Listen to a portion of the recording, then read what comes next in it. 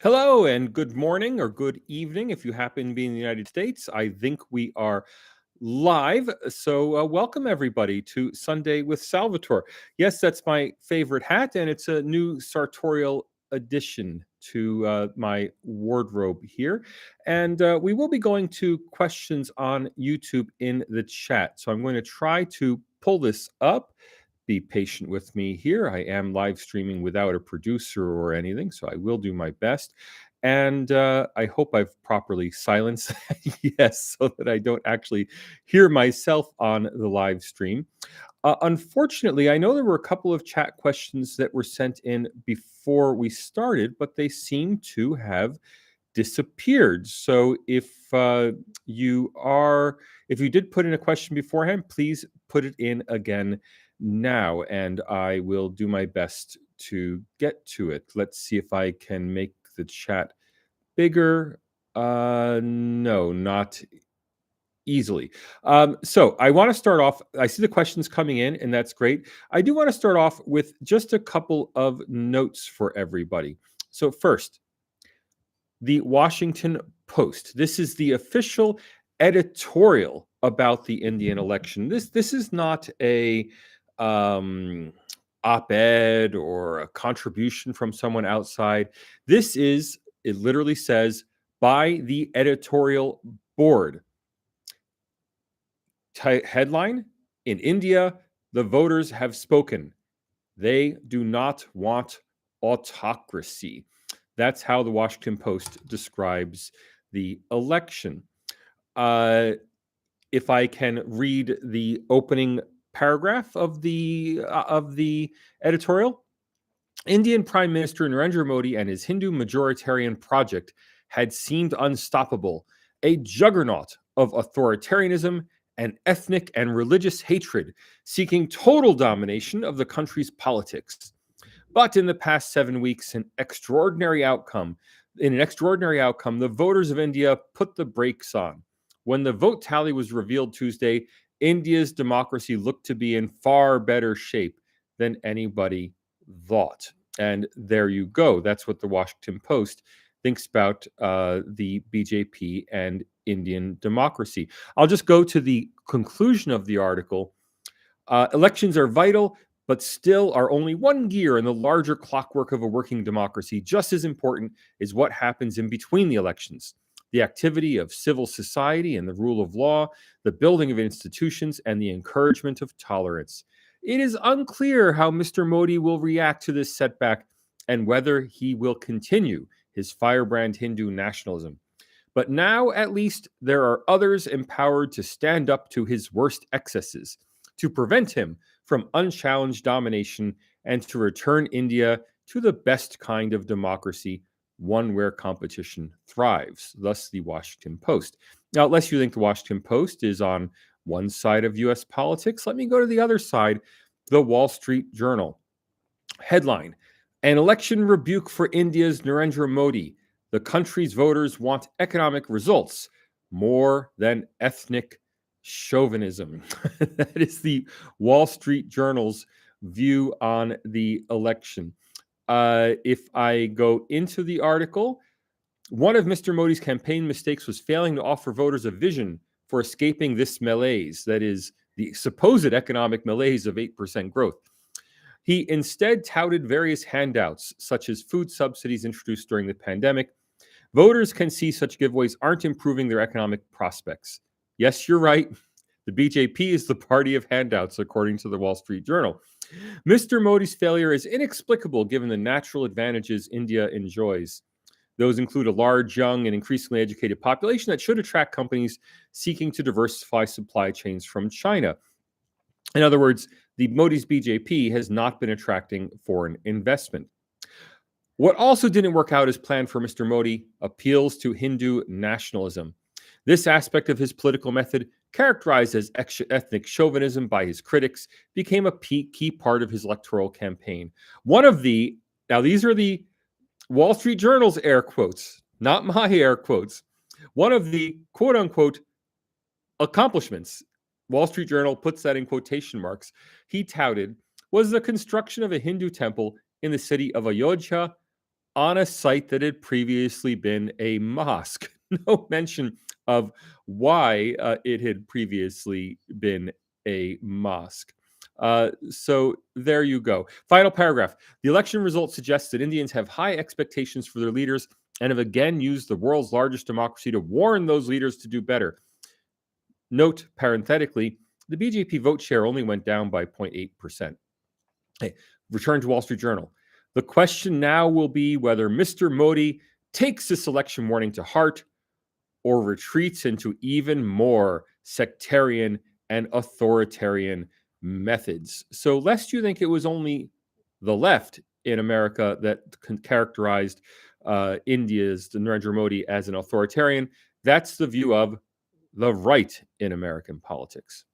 All right, to the chat. How long do you predict this coalition to last? Look, this is a stable coalition. And the funny thing is, I said it was a stable coalition on News 18's Money Control. And one of the hosts, this was on election night or announcement night, and one of Money Control's hosts, he sounded relatively young. I don't remember his name because there were three hosts all jumping in. One of the Money Control hosts said, "That's what do you mean? It's a stable coalition. You must not know much about our coalition politics. You know, look at the past and the Vajpayee coalition, how unstable it was. 11 days and then an election." And I pointed out that this coalition had a single party at the heart that had 240 seats out of the 272 needed. That's a very stable coalition. What's more, its three largest partners are each single state parties that have no incentive to leave the coalition. I mean, if any of the three, if Nish Kumar or the Telugu Party or the new Shiv Sena, if any of them were to leave the coalition, what would they get? I mean, they would be respectively probably 6th, 7th, and 8th in line for giveouts in a Congress-led coalition if they went the other way. I mean, either they would get a new election, and who knows, they may not do as well, or they would have to join the Congress-led India coalition, in which case they would be, 3rd, 4th, 5th, 6th, 7th in line for freebies. No, I mean, clearly, in this new NDA coalition government, the BJP will sit at the center and monopolize the center portfolios and have to give giveaways to Andhra Pradesh, Bihar, and Maharashtra. Cricket stadium here, a highway there, in order to keep its coalition partners satisfied. And that's not necessarily a bad thing. It certainly will be stable. Now, what I find very funny is that I said this on Money Control, the election night. Who should come out with a video the next day saying that this is a stable coalition? None other than my own guru, Shekhar Gupta. And then the following day, Shekhar comes out with another cut the clutter saying that this coalition will not result in major portfolios going to the coalition partners because mostly what they'll want is giveaways for their states. So I think this is a very stable coalition. I think it'll go the full 5 years. I may be wrong. I'm not an Indian election expert. You may not like Shekhar Gupta, but I do feel validated when my initial election night prognostication is then confirmed by India's most prominent political commentator over the ensuing couple days. So I may be wrong, but if I'm wrong in line with some of India's top thinkers. Okay. Second question, how do you see the recent election result affecting India's relations with the Anglosphere? I think this will have very little effect. Clearly, the BJP will remain in charge of foreign policy. I don't think there'll be any shift in foreign policy. The Anglosphere, as I've just pointed out, at least in the United States, and I could also point to the Financial Times in the UK, I could point to the Australian Financial Review.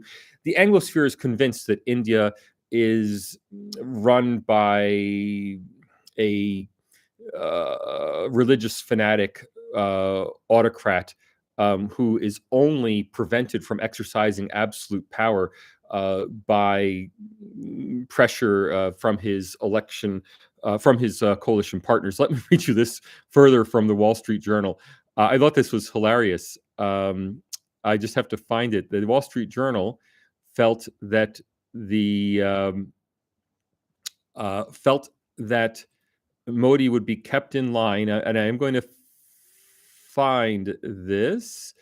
Will be kept in line by the coalition partners. This is really hilarious. I have to find it. I'm sorry to dissemble here, but it's in the Wall Street Journal editorial about the Modi government, or maybe it is in the Washington Post one. Maybe I'm looking in the wrong place, which is why I can't find it. So if I go to the Washington Post op-ed, Retreat from Democracy, etc., stunning loss, drifting towards authoritarianism for years. Elections are vital. It's unclear how Mr. Modi will react.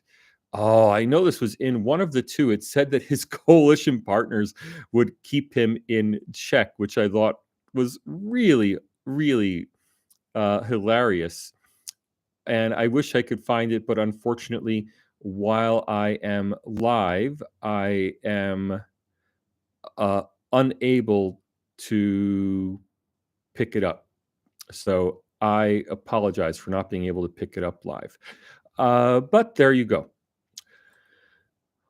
All right, so a stable coalition, I really don't think any problem. It won't affect international relations because the Anglosphere is still convinced that India is run by an electoral autocracy. And the fact that the BJP did not win a runaway victory in this election really, I think, does not change Anglosphere elite opinion on that. That's a lot of hard work we have to do to change Anglosphere elite opinion. Now, that means the work I'm doing, social scientifically, but it also requires work from people like you in the chat. People like you need to be writing op-eds for your own newspapers, especially if you're in the US or in the UK. But even if you're in India, emphasizing that India really is a democracy. I'll go back to, I'll go back to Shekhar again. I know many people don't like Shekhar Gupta, but one thing that you, I think, have to admit is that he takes the line that Indians should not be questioning Indian democracy. I think that the first step towards having a Western view that Indian democracy is healthy is to have an Indian view that Indian democracy is healthy. Lazy Damsel, hello, good to see you. And thank you, Amit. It's great to see you talking, see you commenting here about India as well. Kanishka, what should the Indian government do to bridge its communications gap with liberal media in the West? Well, that's a real challenge. The government could do something, but it is politically unwilling to do it. So all of you know that Dr. Jaishankar is wildly popular in India, and he's always popular when he stands up to the West, when he tells the Western media or he tells Western human rights organizations, this is none of your business. Our democracy is none of your business. Our record is none of your business. Who are you to question India's human rights when you have problems with Black Lives Matter, when you have problems with Muslim minorities in Europe? He always takes an aggressive stance. That plays very well to domestic Indian audiences, but it does nothing to change Western elite opinion. Instead, it sounds a lot like Vladimir Putin or Xi Jinping saying, who are you to question us? You have human rights problems. Look to your own problems. I'm not saying it's wrong. I'm not saying it's inappropriate. I am saying it is unstrategic. If Dr. Jaishankar and the Indian government want to promote an accurate view of India in the West, instead of simply saying it's none of your business, the Indian government has to come forward with the facts. It has to come forward every time there's a criticism. It has to come forward with, here are the actual facts on the situation. In a dispassionate way, simply present an alternative point of view. So, for example, if you go back to the press conference that Narendra Modi had with Joe Biden insisted that there be a press conference. Obviously, Narendra Modi did not want to have one, and for good reason. The Wall Street Journal not the New York Times or Washington Post. The Wall Street Journal sent a young Muslim woman human rights activist reporter to cover the Modi press conference because, of course, they did. Now, the Wall Street Journal could have sent one of its business reporters to the Modi press conference, being America's leading and the world's leading business newspaper, but no, they blew their press conference opportunity on virtue signaling by sending a young woman Muslim reporter who was a critic of India. Not even a regular reporter for the Wall Street Journal, but a contributor to the Wall Street Journal. All right, well, they're going to virtue signal like that. It was a golden opportunity for Mr. Modi to school her.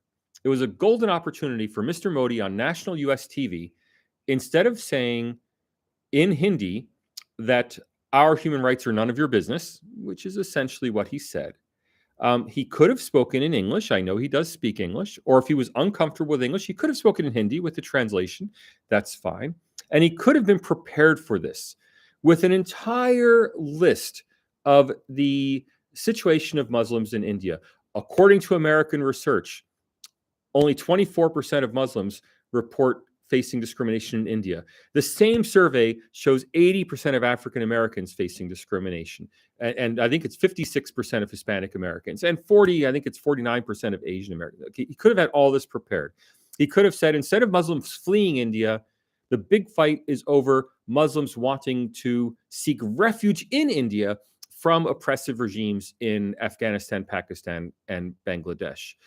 He could have brought forward the economic statistics on Muslims in India, which are quite positive, even though the press always says they're negative. That is, he could have been ready. He could have said his government is working to ensure human rights for Muslim women. It's working to end unfair inheritance practices where Muslim women are allowed to inherit only a minor fraction of estates, or where it's Muslim divorced women get a tiny amount of the income of the men they divorce. He could have had all of this prepared because he knew he would be asked this question. Now, it was his choice. Either be defensive, which he has every right to do. It's no right of this Wall Street Journal reporter to question Mr. Modi's human rights record. Or he could have been strategic, and he could have said, young lady, now he shouldn't have said young lady, but he could have metaphorically said, young lady, here are the facts, and you should get your data right. I thought you were a reporter. He missed the opportunity. That would have been, if he had gone through all the stats on Muslims in India for 3 minutes, I guarantee you that would have been national news in the United States. It would have been picked up and shorted on every YouTube channel, every TikTok channel. This would have gone viral. It would have been the biggest event of the year. Narendra Modi schooling, young woman activist on statistics and data and get her facts straight on India. But who was he playing to? He wasn't playing to an American audience. He was playing to an Indian audience. And for an Indian audience, he must have judged it worked much better to say, you have no right to question our human rights record. And that's essentially what he said. So the Indian government could be doing a lot. It chooses not to. Okay, Netaji Ko Ram Ram, Ram Ram, or as I prefer to say, Mahadev. All right, Professor, I know you believe Western media view on Modi government comes from anti-Indian intellectuals, but how come they never refer to the other side, Indian right-wing view in this information age? Surav, that's simple. I've used this example many times. Let's imagine a cocktail party in the Hamptons. The Hamptons are the rich retreat on Long Island, east of New York City. Let's imagine a cocktail party at a fancy house, a reception. Let's say at the Obamas. The Obamas have a place in Cape Cod. Cocktail party at the Obama residence in Cape Cod. Let's imagine who's there. If Rahul Gandhi is visiting the United States, might Rahul Gandhi be there? Or might someone like Rahul Gandhi be there? Absolutely. Now let's imagine on the other side. I'm about to forget his name. Mohan Bhagwat. So let's imagine Mohan Bhagwat is visiting the United States. Sorry, I laugh even when I'm saying it. Let's just imagine that Mohan Bhagwat's visiting the United States. Is he going to be invited to that cocktail party in the Hamptons or that reception at the Obama residence on Cape Cod? It is inconceivable that Mohan Bhagwat is invited in this environment. Okay. And this is fundamentally, if you extend this down to millions of people, this is fundamentally what it comes to. The people Western elites talk to are the old Congress Party intelligentsia. When Rajdeep Sardesai visits the United States, he's invited to these cocktail parties. When Gaurav Sawant comes to the United States, he is not invited to these cocktail parties. Forget about, Op India or Saraja or the truly political outlets. Even an India Today reporter who is more nationalist in India would never be invited to one of these events, with the result that the sort of Indians who Westerners know and trust are the sort of Indians who are convinced that there is, that India has lost its democracy and lost its soul under Narendra Modi and the BJP. I can give you a personal example of this. I was talking to a very sophisticated, very well-educated international relations commentator here in Australia, someone who knows everybody, someone who's like well connected in the US, in Australia, who really knows his stuff on international relations. And I said, I'm doing this project on India. And sorry, I forgot to turn off my phone. I said I was doing this project on India, and he said, "Oh, yes, I've heard. You really need to be careful about those friends you're making." I said, "What do you mean?" And he said, "Well, friends have told me that Narendra Modi is a really dangerous person." I said, "Who?" And so he starts telling me. So he gives me a few links. So one of the links is to a known anti-Semite and emerging anti-Hindu British writer whose work appears in Middle East Eye. Now, I'm sorry, Middle East Eye is an Islamist mouthpiece, right? This is not a serious newspaper, but the person was a member of the British establishment, and the person was well known in Australian establishment circles. Another piece I'm sent is from the Washington Post, literally from I can't believe I'm forgetting her name. I should have got all my names. I should have got all my names ready before I went live. By Rana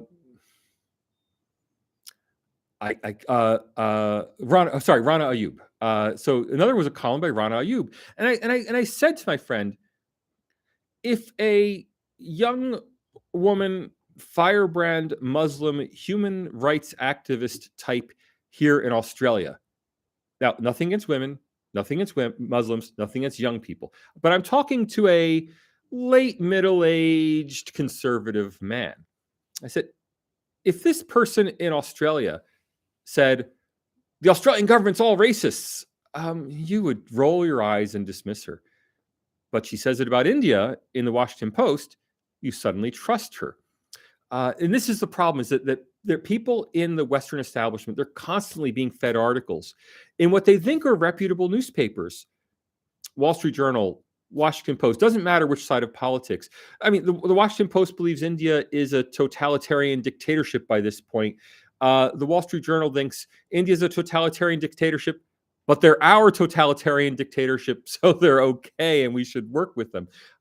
There's no one in the Western media, with a very small number of exceptions, yours truly being one of them, who's actually writing op-eds saying, yeah, actually, all of this is a manufactured conspiracy.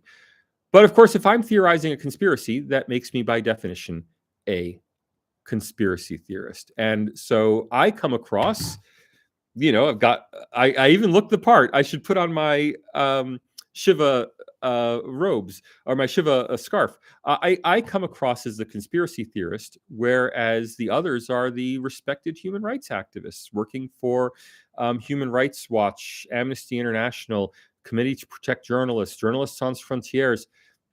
What's really ironic is when these same organizations criticize Australia or the United States, conservatives, at least in these countries, don't trust them.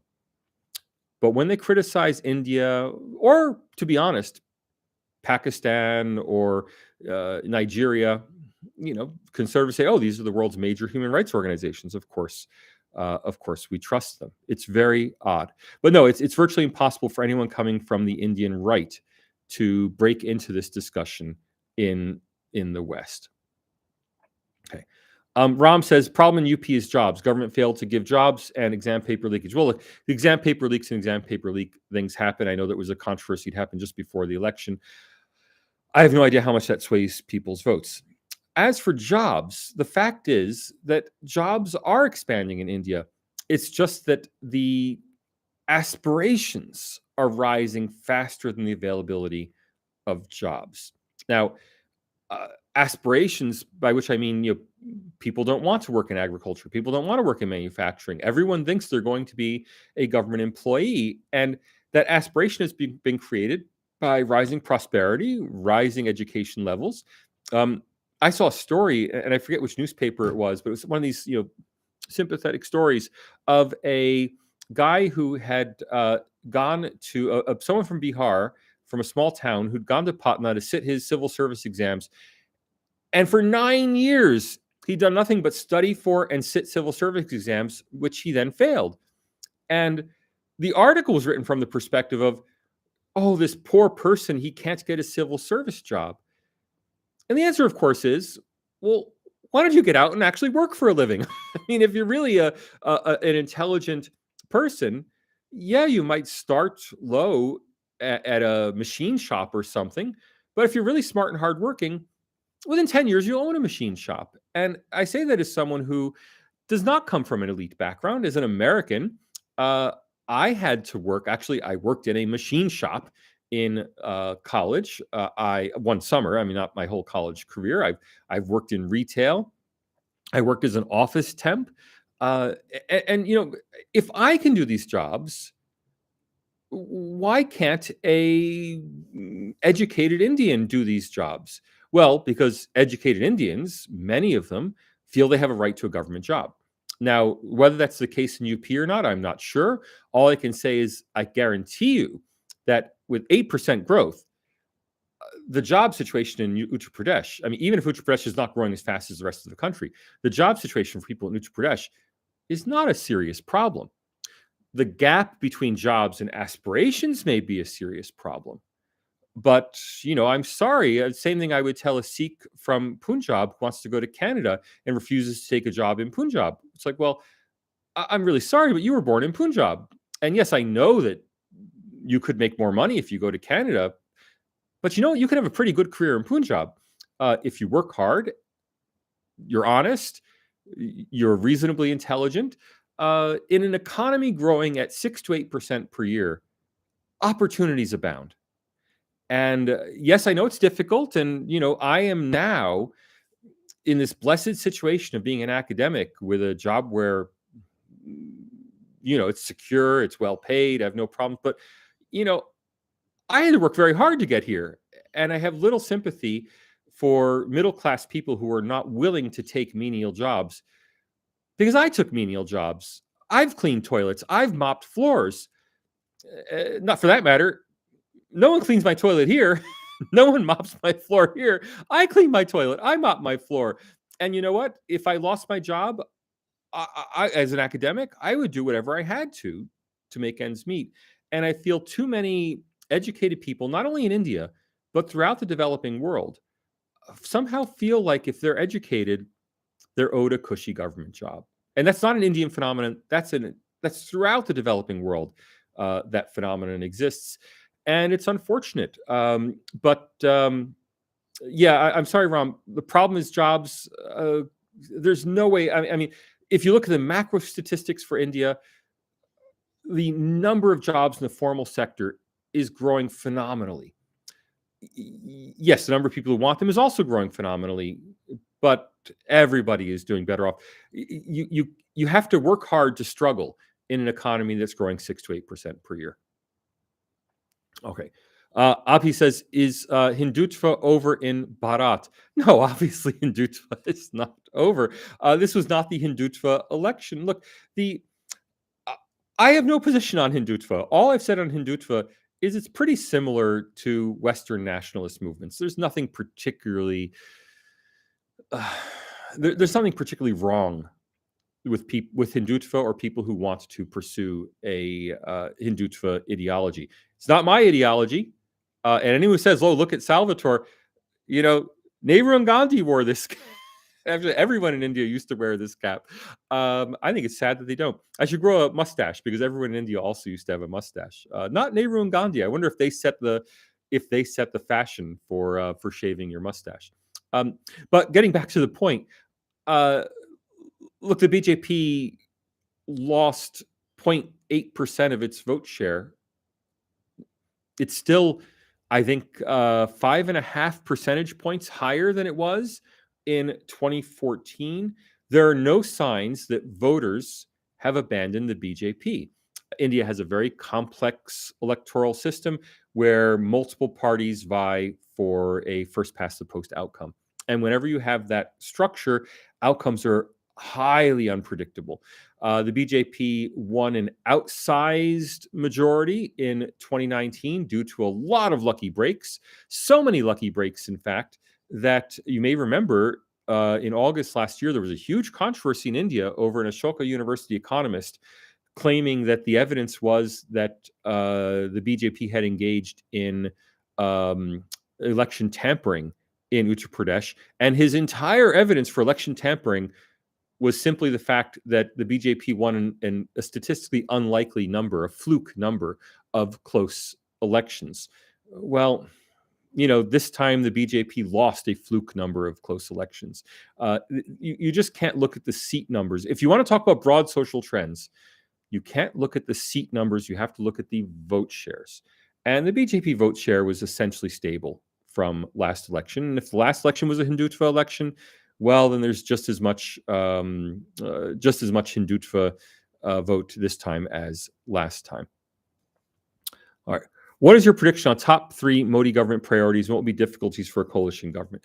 I don't think there will be a lot of difficulties in the coalition government. I think the coalition government will require some infrastructure giveaways for Maharashtra, Andhra Pradesh, and Bihar.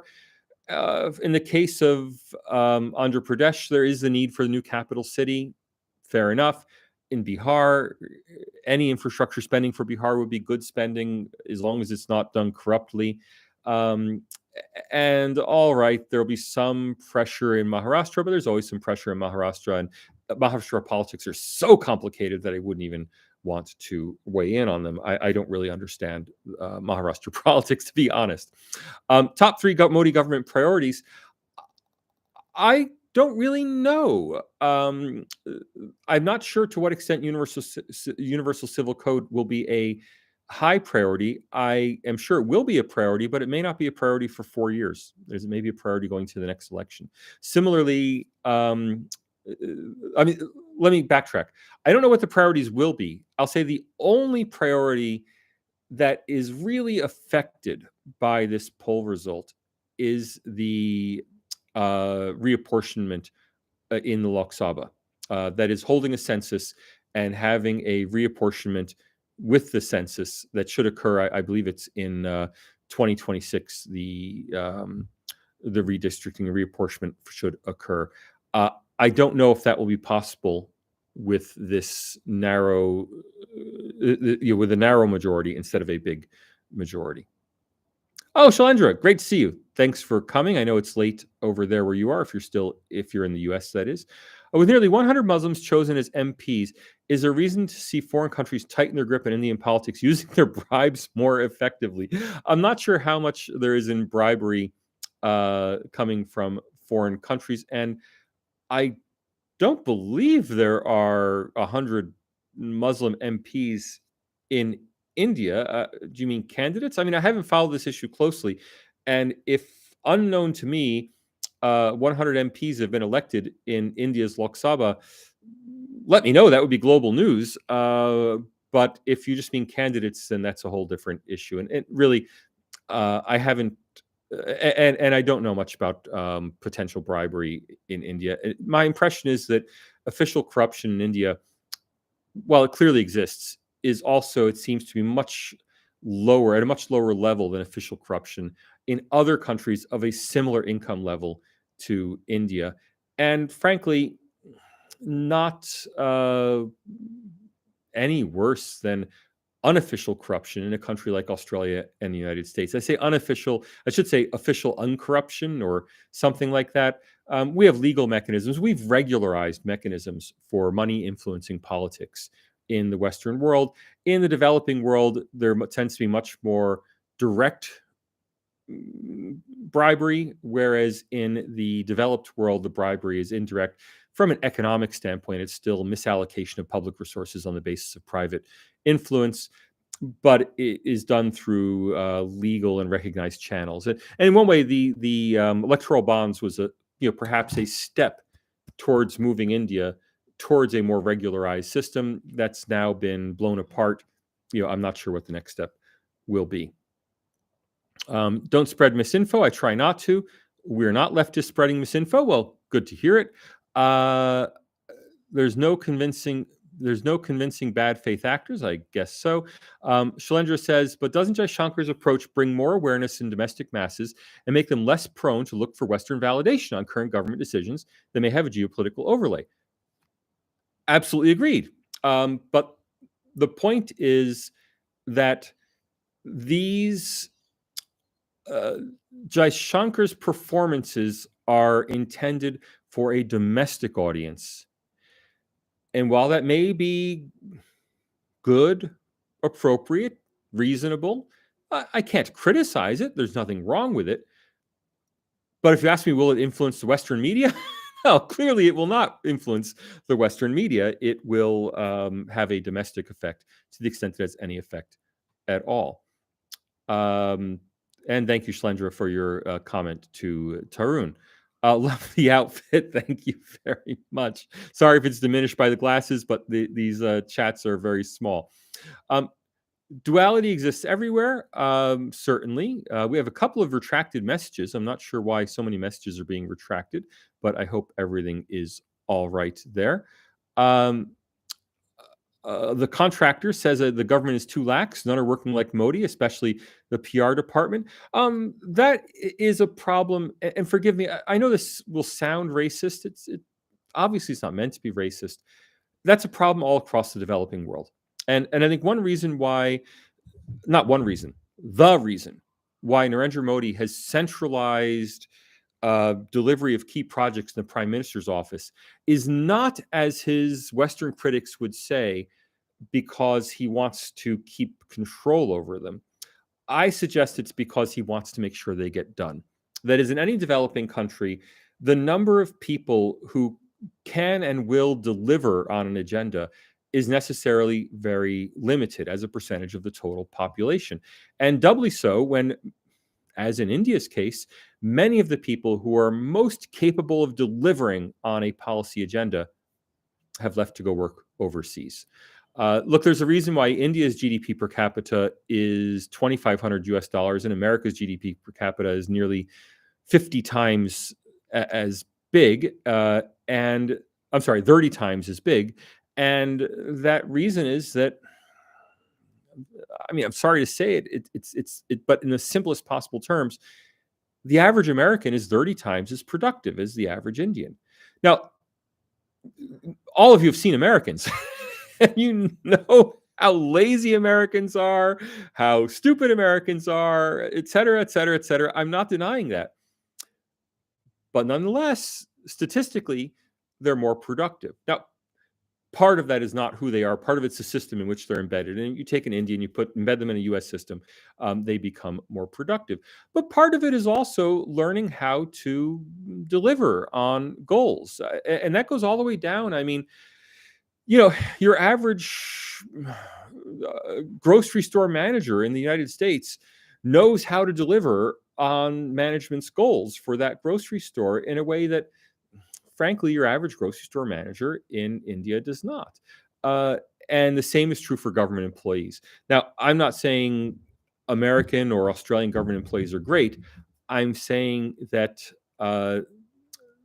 statistically, inevitably, they are going to be more productive and deliver more effectively than Indian government employees. And again, we can see that in Mr. Modi centralizing delivery of key projects in the Prime Minister's office instead of entrusting them to the broader bureaucracy. I forgot to bring my water over. All right. Next question. Did Professor say owl?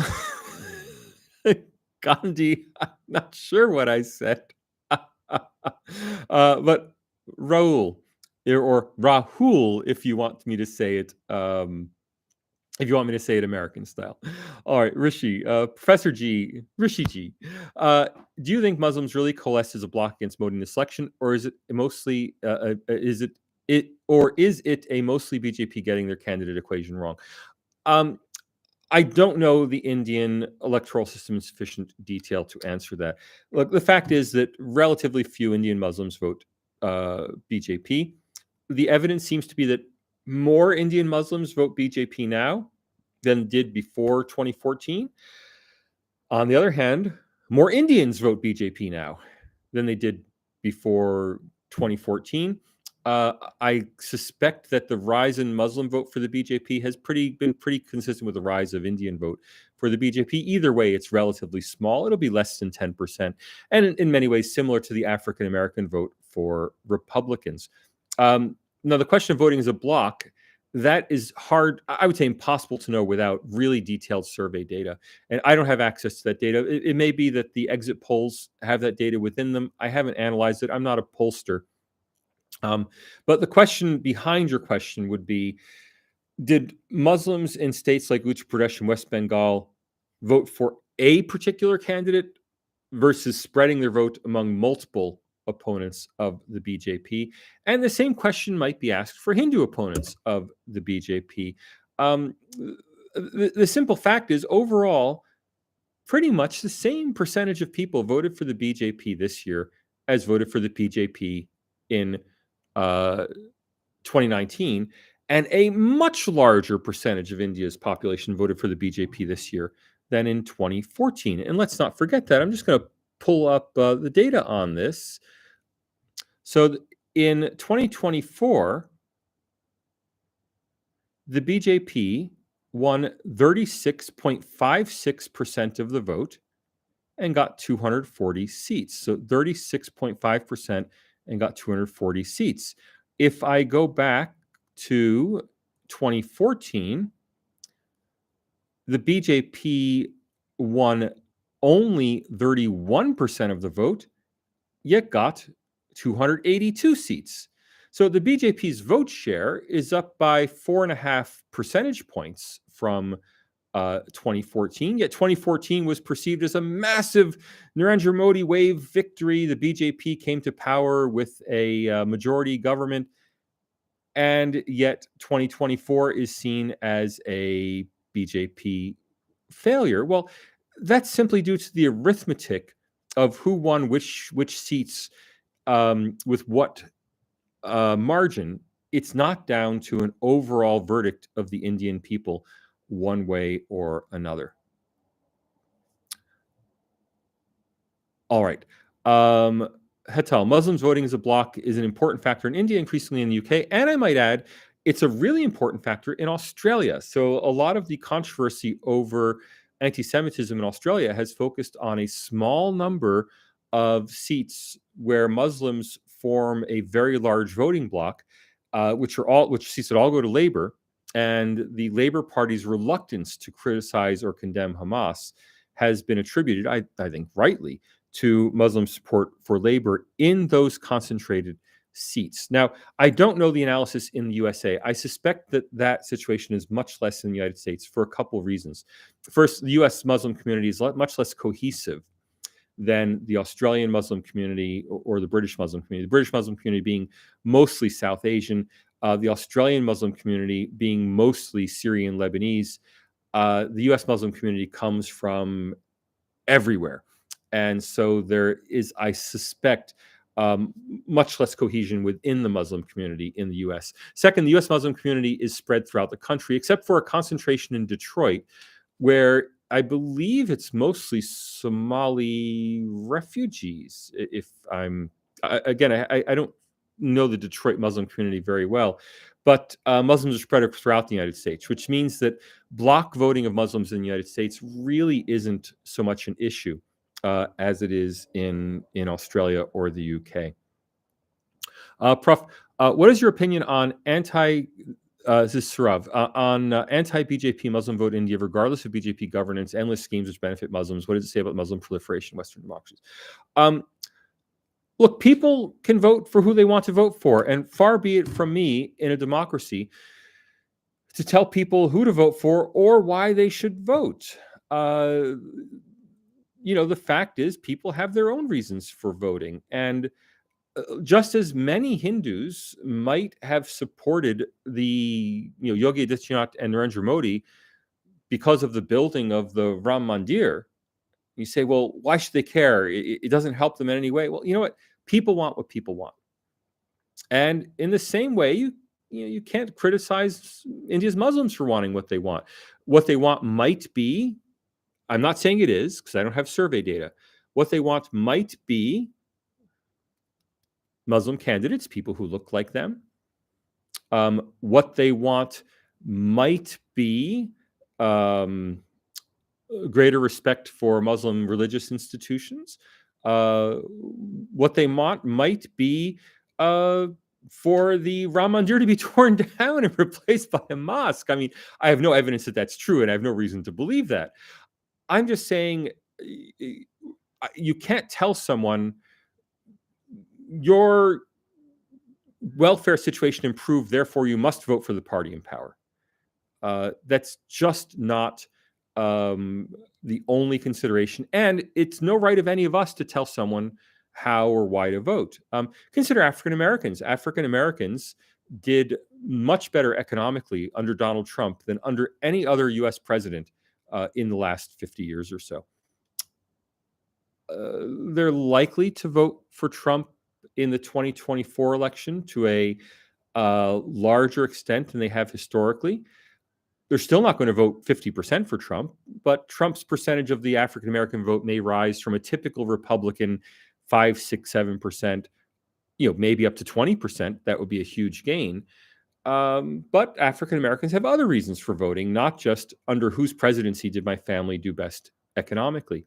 So we can't really second guess why people vote for who they want to vote. The same, we don't accept that other people second guess why we vote for who we want to vote. That's our own business. Great to see you, Indian Bra, and thank you for your support. Appreciate it. Dr. Phil, contractor. Yeah, I didn't watch Dr. Phil, but nothing against him. I'm glad you find him useful. Prithvi, awesome garbage. You just woke up. You get up earlier than I do. How do India fight minority appeasement? Congress promised to deposit 100,000 in bank account citizens. Look, minority appeasement is a fact of life in politics wherever there's a cohesive minority. That applies to the Muslim minority in India. It also applies to caste. The Muslim minority in India. It also applies to caste-based minorities. It applies to linguistic minorities. Any group that considers themselves a coherent group will tend to seek appeasement at the polls. The only real solution for that is an end to the concept of people forming a minority group. And the route to that is an end to social exclusion. I know people may not want to hear this message, but the fact is, as long as Muslims are thought of as and other group in India. That is, what Indians are Hindu, and if you're Muslim, yes, you're welcome in India. You have full citizenship.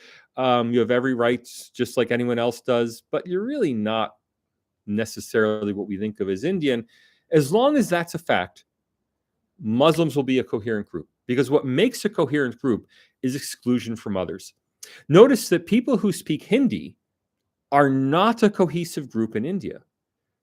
People who speak Telugu are a cohesive group. People who speak Bengali are a cohesive group. People who speak, especially in South India where the language groups are smaller, each one is a cohesive group, but not Hindi speakers.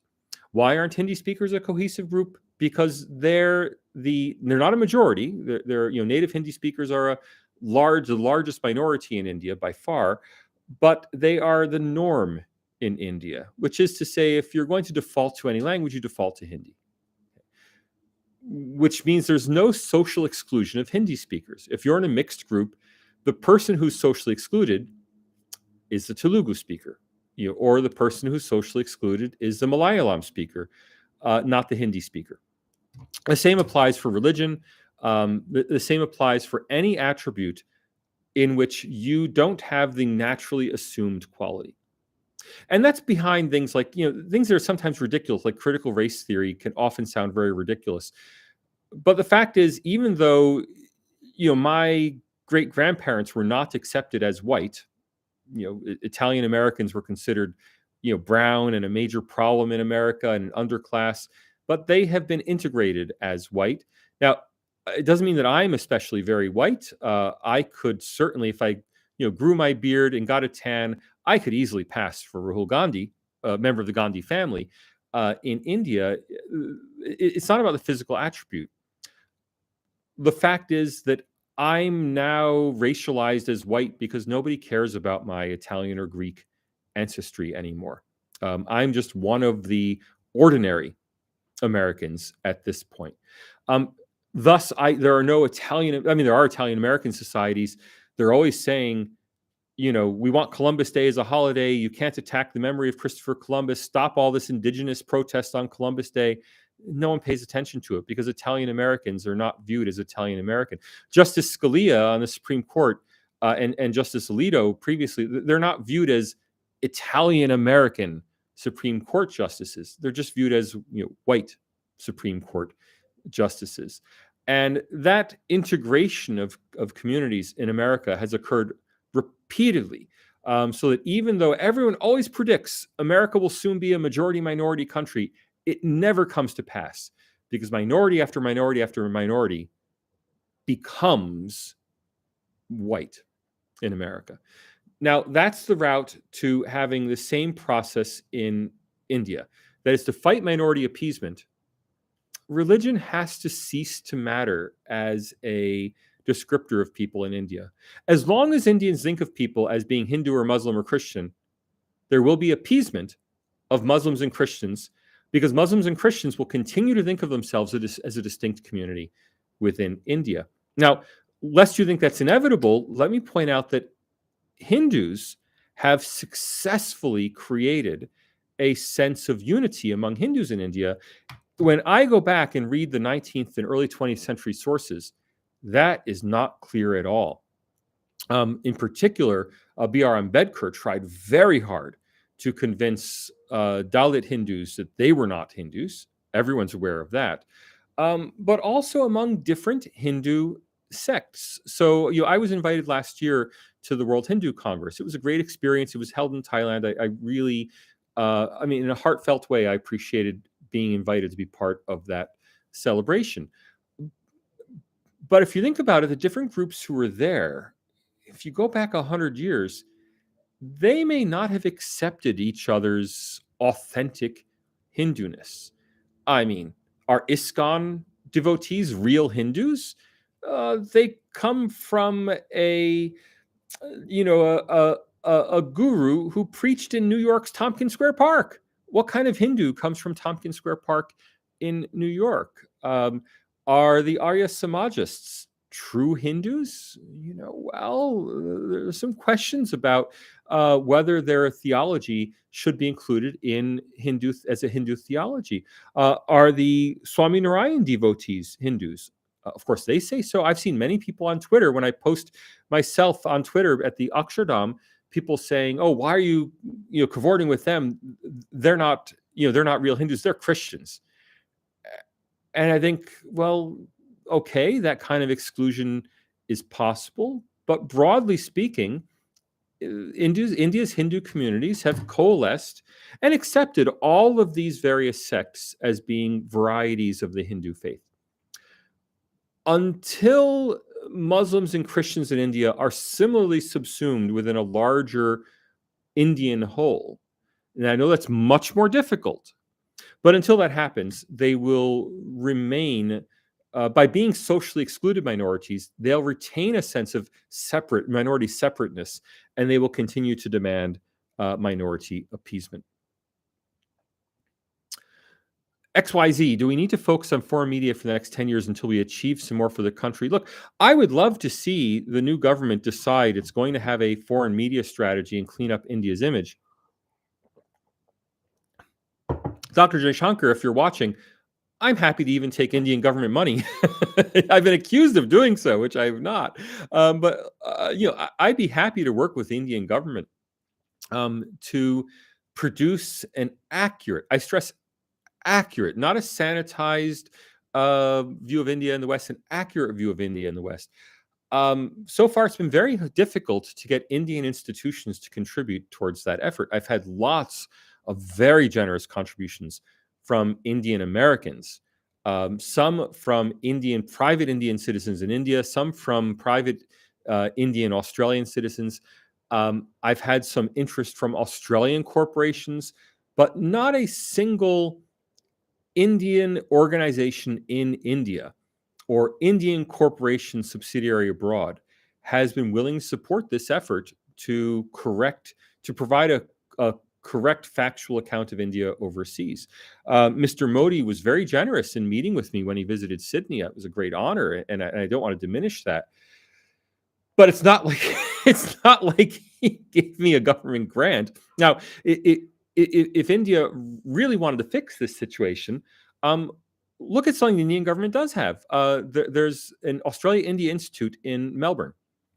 It's funded jointly by the Indian government, the Australian Commonwealth, and the Victorian government, Victoria being the state in which Melbourne is located. And those three governments have funded the Australia-India Institute, which is supposed to foster better Australia-India relations. It does good work, but it does really boring work. It's a lot of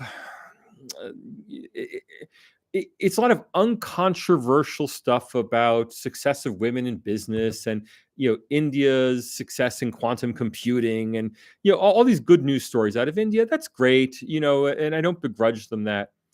But hey, if the Indian government wants to fund a Sydney India Institute and put $10 million of Indian government funding in and get $10 million from the Australian government and $5 million from the New South Wales government, we could do incredible work and we could completely change. I mean, I'm not kidding. For $25 million, one-time endowment, we could completely change the world's knowledge base on India and Western media organizations' coverage of India. It would not take much, but no one's willing to spend the money to do it. And that's just a fact. So I'd love to see the Indian government focus on that, but it shows no signs of really being interested in changing these Western views of India. The Indian government instead seems to take it as self-evident that the Western views should change just because India is so wonderful. All right, Wayfarer, is multi-party more representative but less efficient democratic process? How good is Indian process comparisons to the U.S.? Sorry, I keep scratching my nose. I have allergies which are bugging me today. I promise it's not cocaine. So Wayfarer, there are lots of debates on this. Personally, I'm a big fan of first past the post politics because in the first past the post system, you can fire your representative. You have a representative, you know who it is, and you can boot that person out of office. Whereas in a European style or New Zealand style system, which has proportional representation, it's difficult to fire somebody. You saw that in Germany. Germans were unhappy for more than a decade. They couldn't get rid of Angela Merkel. Why? Because no matter who they voted for, Angela Merkel would arise to the top of the coalition and she would remain chancellor. Now, the first past the post system has accountability. The problem India has, and this is a problem, is that India has multi-party elections in a first past the post system. This results in an incoherent politics where people win with 35% of the vote in many cases. And this incoherent politics is not limited to India. It's also been a problem in the UK. So in the UK, in those areas that have a straight Labour versus Conservative vote, well, then you know who you're voting for. In Australia, the solution has been preferential voting. So yeah, you can vote for a minor party, but you give your second preference to Labour or Liberals, and the minor party doesn't win anyway.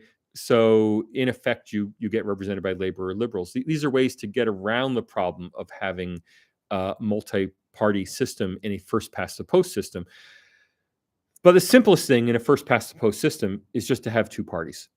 And I do believe that India is evolving towards a two-party system. It has one party on one side, the BJP. The problem is, and I put this out in my recent newsletter, anyone who wants my newsletter, just Google Salvatore Babonis newsletter. Please sign up for it. You'll see the most recent newsletter was on the weakness of the Congress party. And I think that's the biggest problem, is that India's Congress party continues to be run as a pre-modern third world family party, whereas the BJP has been from the beginning a modern bureaucratic party. And until the Congress institutionalizes its organization, until it becomes a modern bureaucratic party, it is never again going to be able to compete with the BJP on equal terms. The family has to retire. I know people view that as some kind of unwelcome intervention in Indian politics. It's not for me to say, et cetera, et cetera.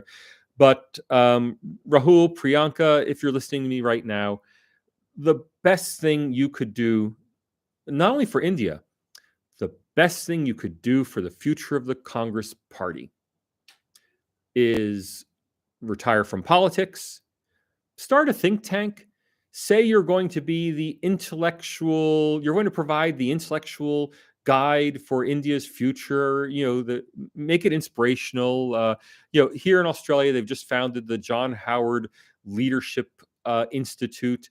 Found the Nehru Gandhi Leadership Institute. Put yourselves as the, chair and associate chair, and something like the Clinton Initiative in the United States, and become opinion leaders, but retire from politics, and let the and Sonia just needs to. Sonia Gandhi, it's time for her to get out as well, and just let the party move on with a new generation of people who are dedicated to the party, where they are answerable to the party, as opposed to now having the party answerable to a family. And that's really what's necessary in India is evolution towards a two-party system. And the greatest tragedy of the 2024 elections is that Congress did too well in seat terms. There are now 50 new Congress MPs who owe their seats to Rahul Gandhi and the Gandhi family, with the result that family influence, family control, not just influence, over the Congress party has now been cemented for another 10 years. Because even if they lose the 2029 elections, there will still be the hope that they'll come back in 2034. So it's just really sad to see. But what India needed was yet another Congress party loss, so that the family would finally take the cue that it needs to step aside and let someone else run the party. When that eventually happens, and I'm convinced it will eventually happen, India will evolve very rapidly, I think, towards a two-party system at the national level. There will still be many regional parties in the local legislatures. Wokeria is printing money, not earning. I'll take that as a comment and move on. It's been argued one of the few benefits of this election will be a diminishment of Mr. Modi's hubris. What are some ways you see this manifesting? Look, that is arguably a benefit. There have been. Well, look, it's difficult for me because I see Mr. Modi in English, not in Hindi, but there do seem to have been a lot of signs of personalized politics, of viewing himself as above politics, as kind of a patrician leader who doesn't have to, personally fight politics. I think I've written about this, that Mr. Modi playing such a prominent role in the Ram Mandir opening was inappropriate and probably driven by personal ambition. In that,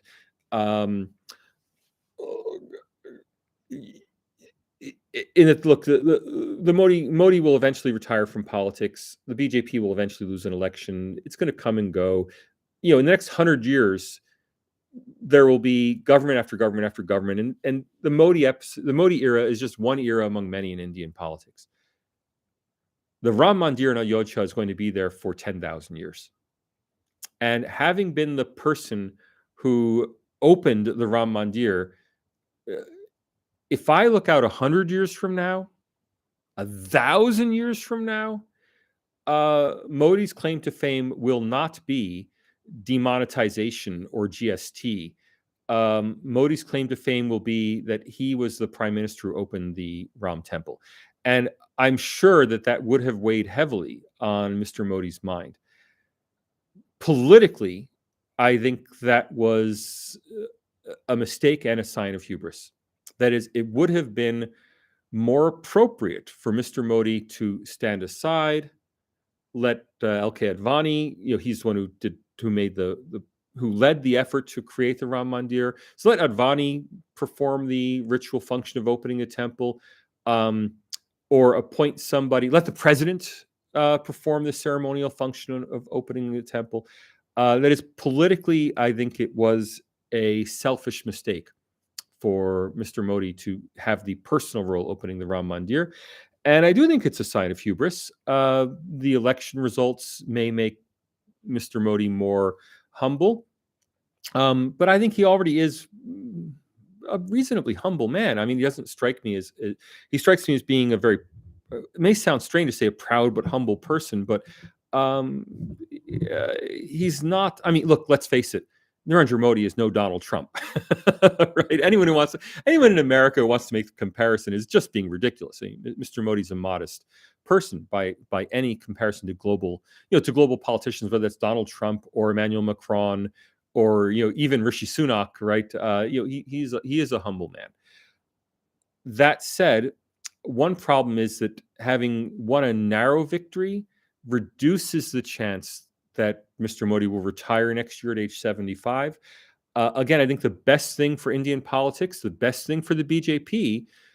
So you've heard me say that the Gandhi family should retire from the Congress.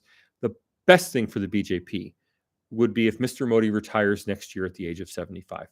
And all of you in the chat may say how terrible that is and wail, no, never. The best thing is to build something and then pass it on to others while you're still alive, while you are still mentally active, while you still have influence, and then to guide others in developing institutions on their own. The best gift Mr. Modi can give India is a cadre of competent successors. And if he retires next year at 75, he has a good 5 years of being, Lee Kuan Yew called it minister mentor, a good 5 years behind the scenes, ensuring that his legacy survives. If he stays in office another 5 years till age 80 and stays with the BJP through the 2029 election, then as soon as he leaves. And that's the end of him. And I think that the most important thing, if you want to talk about humility in politics, that would be the most important thing for Mr. Modi to do. Rahul Lakshman. I'm not going to say Owl Lakshman. Rahul Lakshman. I'm not going to say Owl Lakshman. Rahul, hello, Prof. What do you make of the British Muslim community asking for Sharia law in the UK? Would parties such as Labour be enticed by the prospect of a large singular voting bloc? First of all, Labour already has a Muslim voting bloc in the UK. 90% or more of the Muslim voting bloc in the UK. So there's nothing to be gained there. The problem is how influential they are. And in the UK, as in India, a lot of the problem is that the Muslim voting bloc doesn't mean influence for Muslims. It means influence for a small number of highly authoritarian Muslim clerics who the non-Muslim world, who, the white secular world views as the voice of Muslims. When the white secular world looks to a voice of Hindus, I'm telling you, it doesn't go to Hindu religious leaders. It goes to successful Hindu business people. If Joe Biden or Donald Trump wants the voice of Hindus, it's going to go to Vivek Ramaswamy, or it's going to go to the sort of what's his name, the head of Google or the head of Microsoft. They're not going to religious leaders. Yet when the same political leaders want to hear the voice of Muslims, they go to imams. And that's the problem in the UK, in the US, in Australia. It's not that ordinary Muslims aren't reasonable people to talk to. It's that our Western politicians treat Muslims differently than they treat other communities. Certainly, they treat them differently than they treat the Hindu community. Okay. The Muslim religious leaders in the UK, just like the Muslim religious leaders in India, want Sharia law. Why do they want it? I'm going to be cynical and say they want it because it gives them more authority. There has been talk about incorporating elements of Sharia law into personal law in the UK. That debate's been going on for a decade or more. Through that whole time, the Conservatives have been in power. Also, that whole time, there have been more important things in the UK agenda. Might a Labour Party in the UK incorporate Muslim personal law for Muslims? I think it likely will. It won't change statutory law. What it will do is establish a lower level of tribunals who can apply Muslim Sharia law to handle things like, marriage, divorce, inheritance, within the larger confines of UK statutory law, to try to make civil agreements among Muslims. And of course, there's strong pressure. There's inappropriate pressure exerted on the weak, that is, on the young and particularly on women, to accept the verdict of community tribunals. And that's terrible. I mean, it really is a step backwards. But it's a step backwards that mainly affects a marginalized community. And Labour, for all its talk of wanting to help marginalized communities, in reality wants the votes of marginalized communities. It doesn't necessarily want to make life better for them. BC Ramakrishna says, I think this coalition will survive because it is difficult one coalition partner to pull out. Yeah, I agree. Abu Sagar, comment on Khalistan terrorism revival by USA. I'm not sure if there's a lot of Khalistan terrorism. There's a lot of Khalistan rhetorical and political revival. That's certainly occurring, and it's occurring in the USA and in Australia, and it's always been there in Canada. Whether it will translate into terrorism or not, I'm not sure. So far, it's mainly translated into low-level vandalism, which mainly affects, obviously, Hindu temples and Indian government institutions like consulates, embassies, the Nehru Center in London. Whether that will translate into terrorism, I don't know. I'm not enough an expert on Khalistan. It is a problem, however, that as with the situation with Muslims, where American or Australian leaders view imams as spokespeople for Muslims in our countries, similarly, the American and Australian political leaders view Khalistani activists as the spokespeople for Sikhs in our countries. That should stop, but they're not sophisticated enough. That is, the politicians are not sophisticated enough to understand that Khalistanis speak only for a minority of Sikhs. Ram, what about Indian education systems and Indian higher education systems? What's your thought? Indian higher education is rapidly professionalizing towards Western standards, and it's going to continue to converge.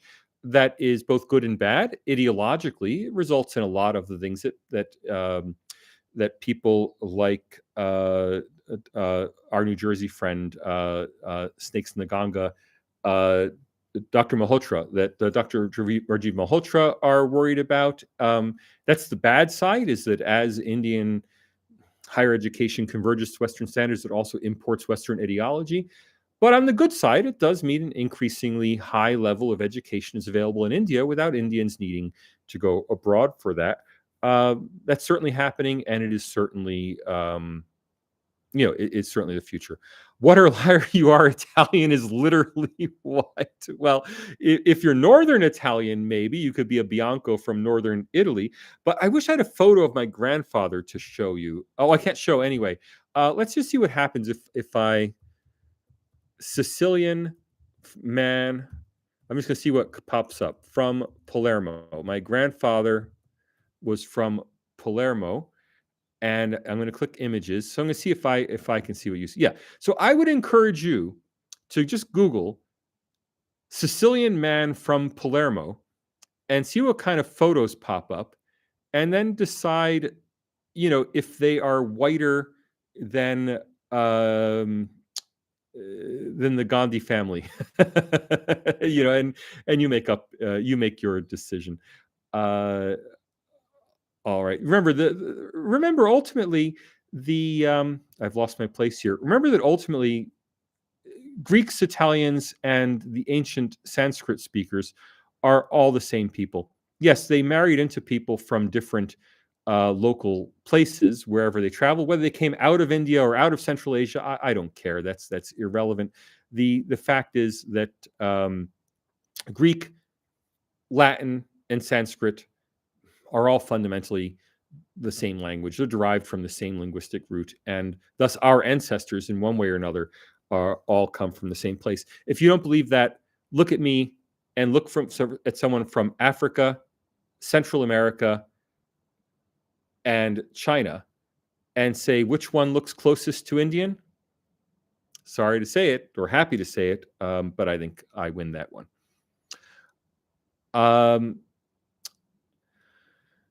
The most important one, do you understand cricket? No, not at all. I understand baseball. T20 World Cricket is happening in the USA right now. I was completely unaware. Did Pac lose to USA in the same water closet for IMF loan? Wink, wink. Maybe. I didn't know Pakistan had lost to the US, but if I had to guess, I'm just going to take a look at the US cricket team, because I can't even spell cricket. That's how little I know about cricket, the U.S. cricket team. And I'm just going to get some images of the U.S. cricket team. Yeah, I think the U.S. cricket team is pretty South Asian. I don't know whether they're Indian, Pakistani, and Caribbean in origin. Aren't a lot of John Smiths on the U.S. cricket team, I don't think. Will India be able to have, this is Ron, will India be able to have elections where politicians don't need to promise freebies? Look, freebies aren't necessarily a bad thing. That may not be a popular view, but the fact is what government is about fundamentally, it takes money from some people and gives money to other people. If there were no need to transfer money from some to others, we really wouldn't need government for much. Ultimately, everything's a freebie to someone else who doesn't get it. In India, increasing incomes for the poor is absolutely necessary. I think the real question is not, are there freebies, but are freebies done well? So that's what's so great about, for example, the Aadhaar system and the move to direct benefit transfer. That dramatically improved the efficiency of welfare delivery in India and dramatically reduced corruption. That's the sort of freebie you need in India, and it's sort of freebie India has.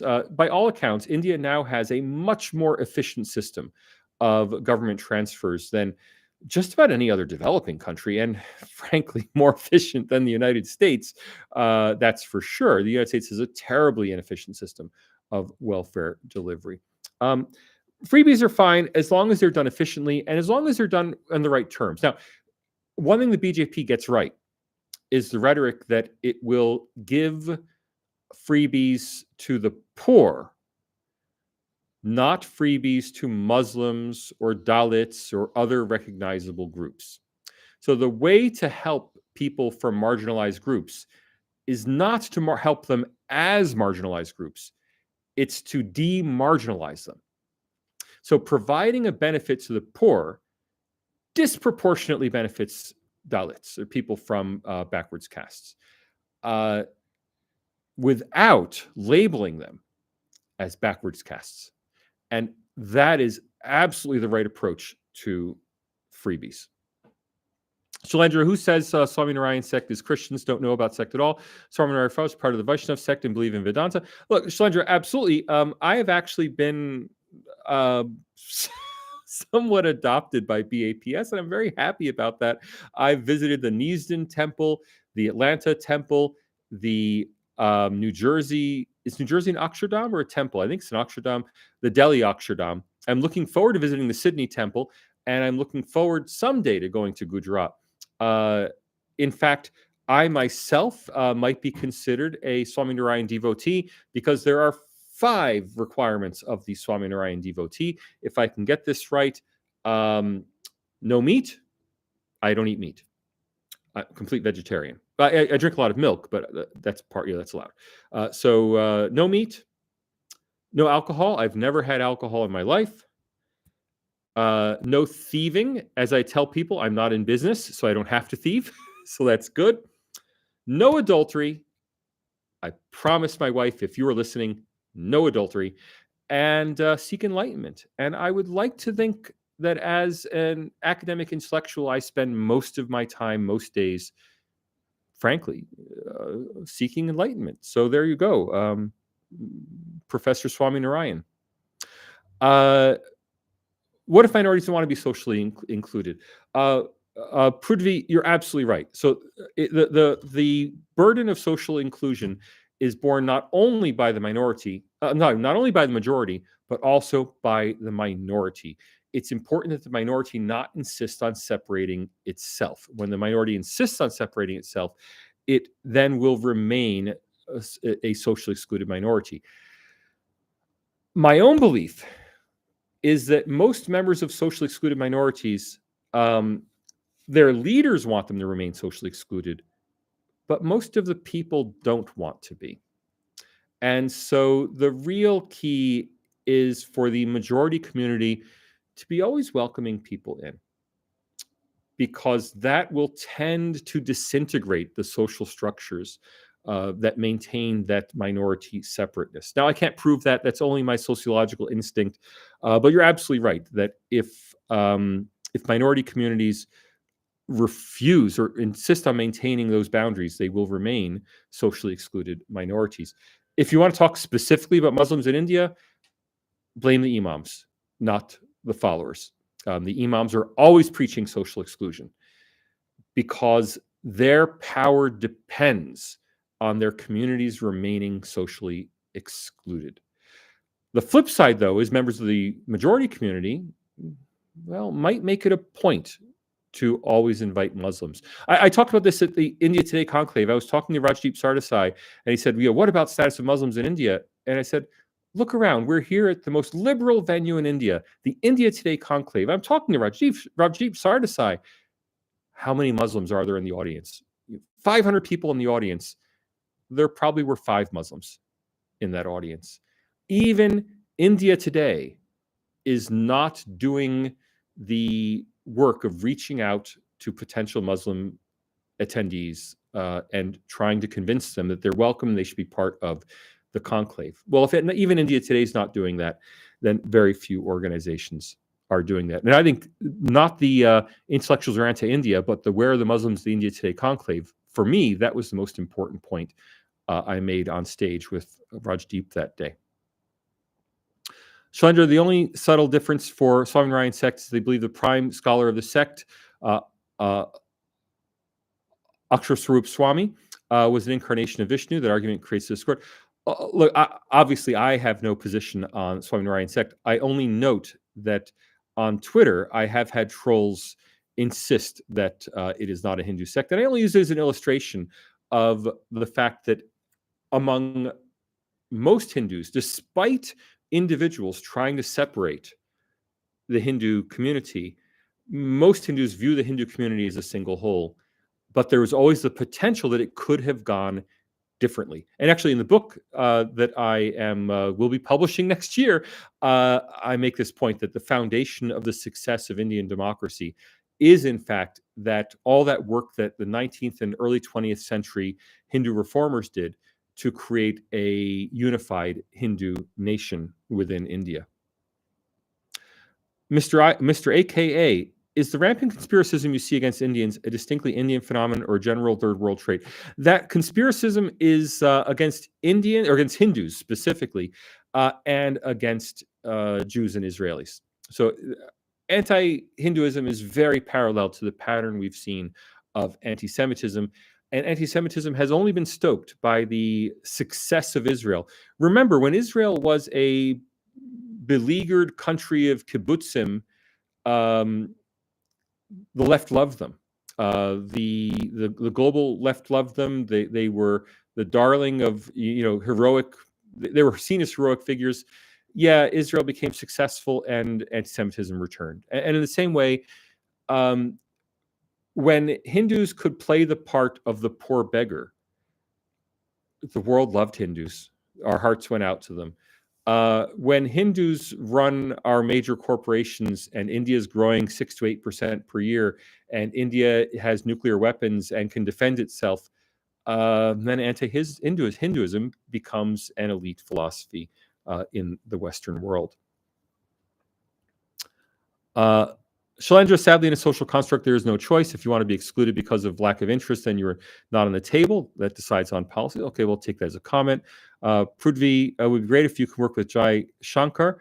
Look, I've been in touch with virtually everybody, including Dr. Jai Shankar's former chief of staff, about the work I've been doing on India. The Indian External Affairs, Ministry of External Affairs, is very aware of the work I'm doing.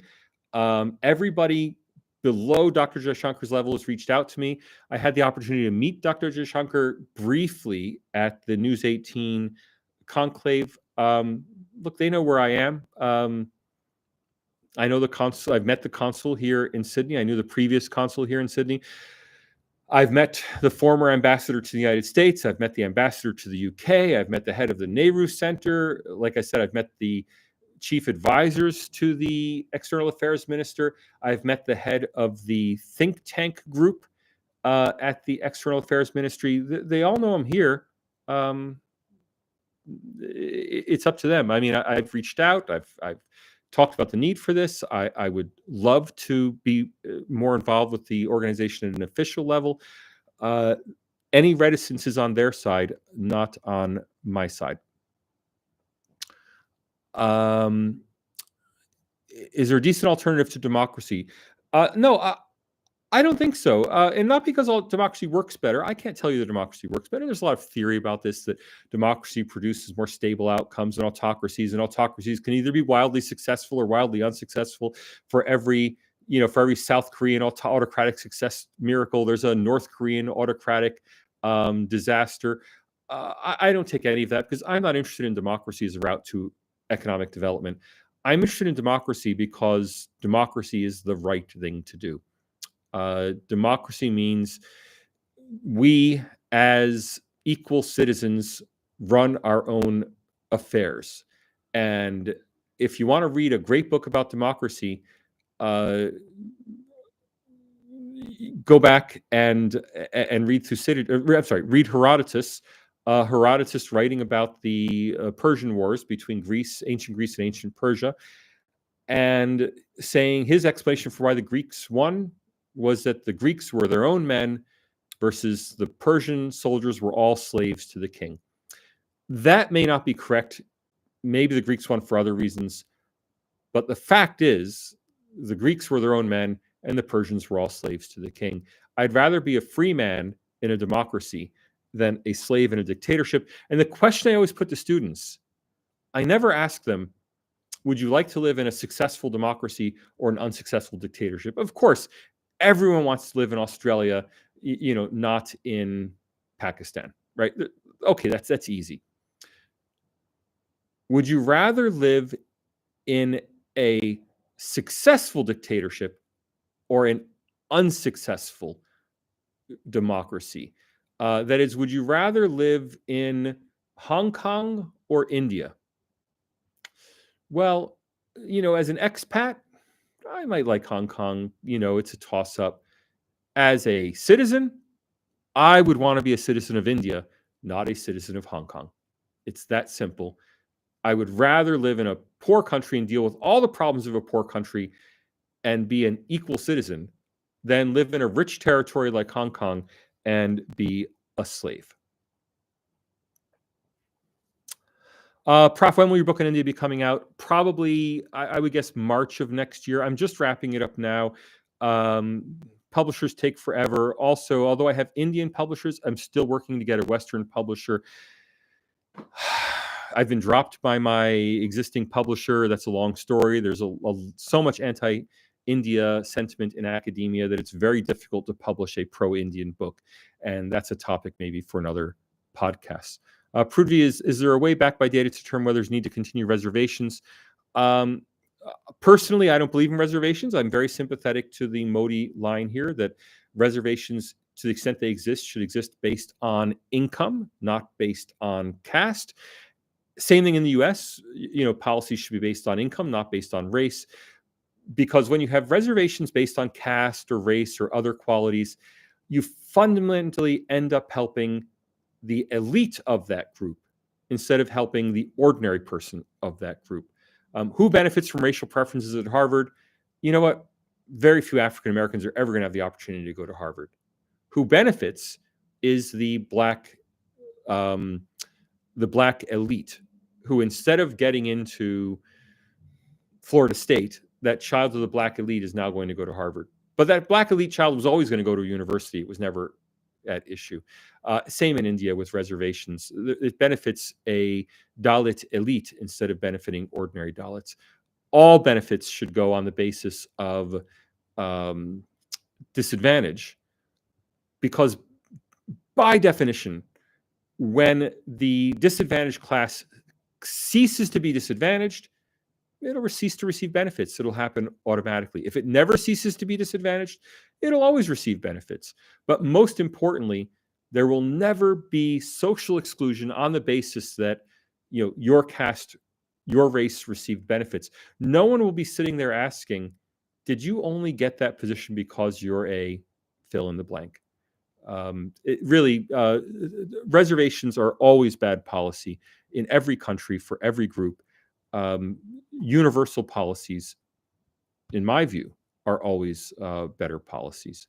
Not necessarily better because they redress past injustices, et cetera, et cetera. They're better because they're better for society, and they're better for the depressed class themselves. Oh, I will say, the only people who benefit from targeted reservations are the established elite. In America, white rich people benefit. In India, upper caste rich people benefit. Why? Because they don't have to give up anything. And they get to feel better that, oh, well, by giving someone from this caste this seat, I no longer have the responsibility to be a good citizen. After all, I've done my job. India needs better opposition. Shalendra, reservations gradually end. Yeah, look, reservations were supposed to end, but every time you set up a special right, it never ends because the people who receive that special right fight tooth and nail to keep them. Thanks so much for doing this. Oh, well, thank you, Anan, for coming in. I appreciate it. So the takeaway is that Congress's gain has, in a way, increased the this is Wayfarer, increase the easy political longevity of the opponent and reduced or slowed down the quality of political competitors. Yes, so I think it will be easier now for the BJP to win the 2029 and 2034 elections. Now, that may be little consolation for those BJP parliamentarians who lost their job, et cetera, and Indians who want to vote BJP. But there's going to be a weaker Congress for the next 10, 15 years than there otherwise would have been. Just look at what the BJP is doing right now. The BJP, with 240 seats in the Lok Sabha, is calling in all of its leaders and grandees to Delhi for meetings about what did we do wrong?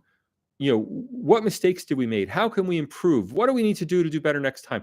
Already, before the BJP even formed a government, it is trying to fix the problems that brought it to 240 seats. What's Congress doing with, 99 seats? Celebrating. And that's, in a nutshell, why Congress will not do as well in future elections. Okay, Shailendra, Minister Emeritus, not Minister Mentor. I stand corrected. H. Kumar, would you agree with the proposition that the BJP is quite similar to center-right parties in the West? If you agree, what should the BJP do to be seen that way? No, actually, I don't agree. The reason Indian parties are different from Western parties is that the Indian electorate is different from Western electorates. The BJP is not recognizable as a Christian Democratic Union in France or Republicans in the United States or the Liberal Party in Australia. They're very different parties. There might be some, if you have to choose a side in Indian politics, the conservative parties in the West might view the BJP as some kind of kindred spirit, but I think they're fooling themselves to think so. There really isn't a lot in common. But I guess to the extent that the BJP is going to try to reach out to parties, trying to reach out to those parties is reasonable. Certainly, the Republican Party, the Liberal Party in Australia, and the Conservative Party in the UK are more accepting of a BJP government than their opponents are. But I don't think that has much to do with any confluence of views. I think it has a lot more to do with the fact that all three of those parties face opponents who have accepted an Islamist agenda as part of their own coalition. All three of them face opponents who are relatively anti-India. All three of those parties are relatively pro-economic engagement. So just take the Wall Street Journal, for example. The Wall Street Journal is very much the house organ of the Republicans, or the Murdoch press is very much the house organ of Republicans, whether it's Wall Street Journal in America, the Times of London in England being a conservative paper, and the Australian in Australia being a Liberal Party paper. They're all very aligned. And the editorial view of the Wall Street Journal is not, hey, Narendra Modi and the BJP are one of us. The editorial line in the Wall Street Journal is, the BJP and Narendra Modi are a bunch of ethno-nationalist autocrats, but there's money to be made. Okay. Sarav, Professor, in your opinion, is Indian economic growth over the next few decades secular, or will it be heavily dependent on pro-business BJP? It is not dependent on the BJP being in power. Whether there's a Congress, a stable coalition, an unstable coalition, doesn't matter. It's all baked in at this point. India's economic growth is a bounce back from decades of Congress mismanagement. When Congress liberalized when Narasimha Rao and Singh liberalized in 1991. They were forced to do it they reached a crisis where they had to liberalize. Once they opened the can of worms of liberalization, it became a self-perpetuating process. And India will continue to liberalize. And as long as India continues to liberalize, it'll continue to converge towards middle-income status. Now, if you ask the same question of me in 2035, would it be necessary for a BJP to be in power in 2035 in order to continue economic growth? That's a harder question. Depends what the BJP's view is in 2035. I remind you, although the BJP has been an infrastructure-oriented party, a delivery-oriented party, it has not always been a reform-oriented party. The BJP has often stood in the way of reforms whenever those reforms were politically unpalatable. And I say that for the most important reforms of all, agricultural reforms. The BJP withdrew the 3 farm bills.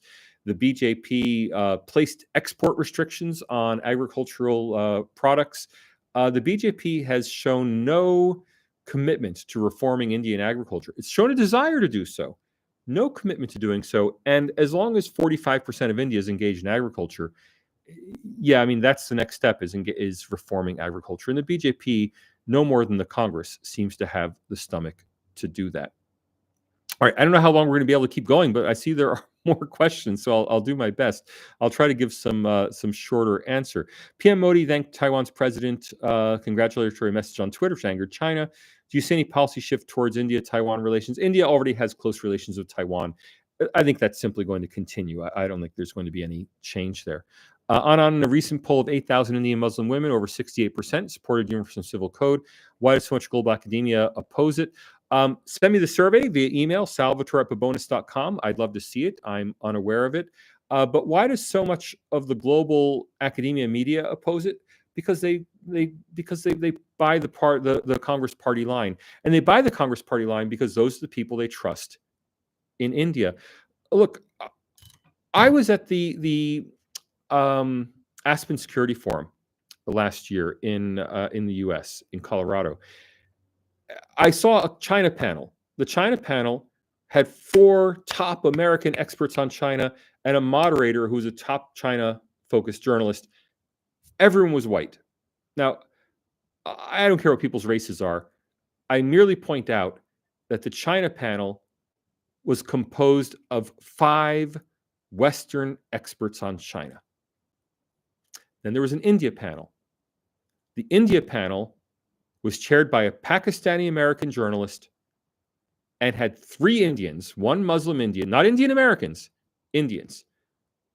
A Muslim Indian, Rana Ayub, and 2 Hindu Indians on the panel. Takeaway is that our Western understanding of our Western understanding of China comes from Westerners who have deep expertise on China, who we trust because they've spent a lifetime studying China.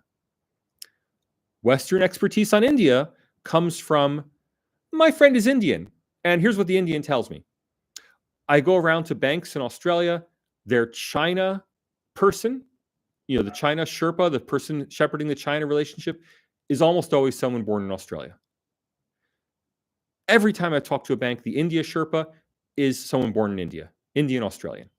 Now, I have nothing against Indian Australians. Many of you are Indian Australians. Many of you are Indian Americans. The point is that as long as we take our cues on India from people whose authority is simply, yeah, I'm from India, I'll tell you about the country, we are bound to have a blinkered view of what India is like. Because the sorts of Indians we're likely to know are highly educated, internationalist, English-speaking. That is, the sort of Indians we'd like to know are not typical of India. Sorts of Chinese we're likely to know are not typical of China, but they're not the people we get our China views from. So this is really at the root of the problem of India's image in the West, is that why do Westerners oppose the Uniform Civil Code? Because we take our cues in the Uniform Civil Code not from academic research. Few Western organizations are coming to me and saying, Salvatore, you've been studying India intensively. What is your objective view of the Uniform Civil Code? Instead, they ask their Indian friend. And their Indian friend says, oh, these Hindutva fanatics want to impose this Uniform Civil Code on those poor Muslims who are being oppressed. And we take the word of our Indian friend instead of going to serious analysis of the situation. That's why, with the Indian Century Roundtable that I've set up, I'm doing things like commissioning a Western lawyer with no connection to India to study something like the Uniform Civil Code. That is, I would like an established Australian barrister's view on the Uniform Civil Code, not an Indian Muslim's view, not an Indian Hindu's view, a completely objective external view. And I think that will be that India needs a Uniform Civil Code. Is my stream stopping? Look, I have no idea. I'm a one-person operation here, and I can't speak for my Australian internet. With that attire, you're eligible for election. I can go get the vest on if you want. I have the vest, but it was a little warm. It's winter here in Australia, but it was a little warm here with all the sun coming in. I didn't want to put on the vest. In 24 election polls, 35% of Sikhs voted for BJP, 29% for Congress. How can they be persuaded to listen to Indian Sikhs on Khalistan? They can't. They will listen to the organized spokespeople for the Sikh community in their own countries. And they ignore the fact that we have survey data on Indian Sikhs, and Indian Sikhs themselves say that Sikhs do not face discrimination in India. But all that is ignored because if you're in Australia and you're a politician, you don't care what Indian Sikhs feel. You care what Australian Sikhs feel. And not only that, you don't know many Australian Sikhs. You're not talking to Australian Sikh businessmen. If you want to talk to the Sikh community, you ask, who is the chair of the Australian Sikh Association, fill in the blank, whatever association name it is, and that person is your source on Sikh issues. Thank you, BD. Appreciate it. How you got interested in India? Is you're interested in it just academic? It is just academic. I have no personal connection to India whatsoever. In fact, I had planned to write the whole book on Indian democracy without ever visiting India, but I got that invitation to the India Today conclave in 2022, and I just thought it was too good an invitation to pass up, and so I took the invitation. I got interested because my own area historically had been post-socialist transition economies, and I'd spent a lot of time studying Russia and East Central Europe. When I moved to Australia, I also shifted over towards studying China. So I studied post-socialist transition in China for about 10 years throughout the whole decade of the 2010s. And in the 2020s, actually around 2018, 2019, I started writing articles, started researching India's economy and the post-socialist transition in India. My first major article on India was on the farm protests, and it got me fired from Foreign Policy magazine. I used to write a weekly column for Foreign Policy magazine, and I had the article, India's rich farmers are holding up pro-poor reform. And it was all based on the evidence about the farm protests, but the NRI editor of Foreign Policy did not like that message or that article. And there you go. And that article really was the final lesson that taught me that the really interesting thing about India was the democracy, not the post-socialist transition. Now, I'd already been moving over to writing about democracy in my own life. That is, I'd written a book on populism and Donald Trump. And so my interest in India's economy naturally enough shifted over to an interest in the democracy because my own research interests were increasingly about democracy and authoritarianism, less than economic sociology. But yes, my interest is purely academic. And although I've made lots of Indian friends and I'm going to do this India thing for the rest of the decade, I have lots of stuff I want to write about India after this book. I also want to write a book about India at the center, about India's centrality in ancient trade networks and India's centrality in the global economy, really right up to the Mughal conquests. And I'm looking forward to writing that book in the late part of the 2020s. Who knows what will happen in the 2030s? But no offense, I love India, I love Indians, but next topic will be what the next topic is. This is purely an academic focus for me. Where do you see India's foreign policy headed post this election, Teja? I don't see any difference in India's foreign policy. I think it'll be identical to what India's foreign policy was before the election. On what are the liberal free democracies of Africa and Latin America that are comparable to India, Japan, South Korea, Taiwan?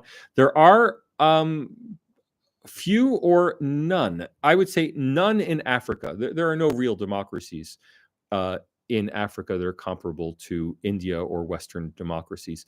Latin America, I know Latin America less well.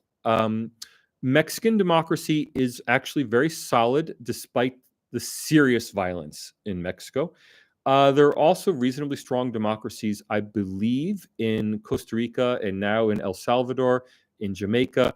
But, well, Jamaica's not technically Latin America, I guess. I don't know. South America is maybe Colombia, but I'm not enough of an expert on Latin American democracy to give a really good answer to that question. Hital, why does the West not judge India by the same lens as they judge China from a sociological point of view? Or as Western academics ask not to engage with India for the human rights, why not China? There are a couple reasons for that. One is simply that China pays. China, through backdoor channels, funds China studies. China also threatens. So if you're a China scholar and you write something very negative about China, they'll pull your visa. They won't let you do field work in China. They won't let Chinese work with you. There are lots of direct and indirect subsidies provided by China to Western universities. And all of that, it doesn't necessarily make for positive China coverage. It prevents negative China coverage. And that's just a fact of life. China pours a lot of money into it, not necessarily efficiently, but it does pour a lot of money into it. And thus, it's a problem. Second problem is that a lot of the criticisms of human rights in India come out of India. That is, they come from Indian human rights organizations, which are claiming about bad human rights in India, whereas there are no equivalent Chinese organizations are completely repressed. Reservation in education, employment, education, AILs or AIDS. India, AILs, reservations are bad if they are based on caste, race, etc. But reservations based on income, family wealth, family background. I would love to see a first in family going to university programs. These are all good things. But there might, there is a place for these kind of benefits, but not for caste or race-based reservations. Looking forward to the book. Thank you. Shailendra, BJP's urgency lies in the approaching UP elections. Absolutely, but they're a few years away still. Now we can prelude to 2029. I'm very curious to see what happens to the yogi between now and 2027. I hope he stays in because the first chapter of my book is all about the yogi. I take him as emblematic of Indian democracy. With the interpretation and intent of the electorate, what could be the interpretation of the intent of the electorate in the results? I can't tell you that, Wayfarer. Second guessing what people believe and why they voted is a mug's game. All I can tell you is comparatively, the BJP did much better than in 2014, a little worse than 2019. I don't think there's much to read into that. Thank you, Professor Bonus. H. Kumar, always gain more insight. Thank you. That's very generous of you to say. Rishi, lesson here, folks. So you need to put money to gain positive image. New York, San Francisco Texan folks need to pay for cattle and not just hat. Hey, I got the hat, not just the cattle. So your contributions are welcome, and thank you. VJ RDNY, thank you. Writing that part of Indian history prior to Mughal invasion was supposed to be rich in trade, Hindu Vedic civilization. Look, India was clearly the center of Eurasia pre-Mughal, not pre-Muslim. It still was until probably the 13th century or so. Remember that before the year 1300, as far as we know, all of Southeast Asia was Hindu. Java didn't become Muslim until the 1300s. We don't know the date for Malaysia. Fine. Places like Cambodia, Vietnam, they're still Buddhist.